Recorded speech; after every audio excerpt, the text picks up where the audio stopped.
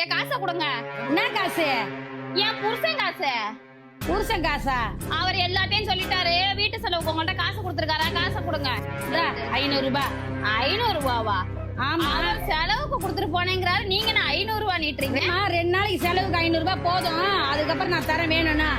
2 நாளா? குடுத்த காசு குடுத்துருமா? ஏமா நீ வாய முடுங்கப்பா நீங்க கம்முனு. 2 நாளைக்கு போதும் அந்த செலவுக்கு எடுத்துட்டு போ. நீங்க மொத்த காசையும் கொடுங்க. நான் எப்படி குடும்பம் நடத்துறேன்னு எனக்கு தெரியும். என்ன குடும்பம் நடத்தலாம்?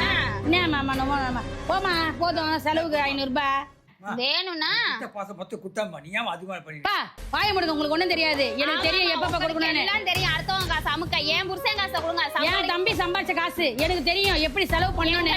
இல்ல மொதல் அதிகம் காசை கொடுங்க. எல்லாத்தையும் தெரியல என்னன்னுட்டு. பட்டு குத்தச்சுமா நீ பா நீங்க வேலையை பாருங்கப்பா.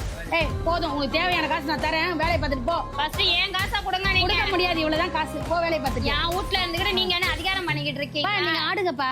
ஆடுங்கப்பா. அடுத்த வீட்ல உட்காந்துக்கிட்டு என்ன மாமா இதெல்லாம் கேட்க மாட்டீங்களா? அதெல்லாம் கேட்க முடியாதுப்பா. கம்முனு இருக்கு பாடுங்கப்பா. 500 என்னப்பா 500 ரூபாய் வச்சுட்டு ஒரு நாள் கூட செலவு பண்ண முடியாது. அப்ப நீ என்ன பொம்பளையா இருப்ப? ஒரு நாளைக்கு 500 ரூபாய் செலவு பண்ற. ஆமா ஆமா நீங்க தான் என் புருஷன் காசு எடுத்து போய் கோட்டை கட்டுங்க வச்சுக்கிட்டு. ஆமா 500 ரூபாய்க்கு குடும்பம் நடத்தலாம் ஒரு நாளைக்கு. பாத்துக்குங்க லட்சத்தை. நான்லாம் 100 ரூபாய்க்கு குடும்பம் நடத்தினேன். எப்படி இருக்கிறா பாரு.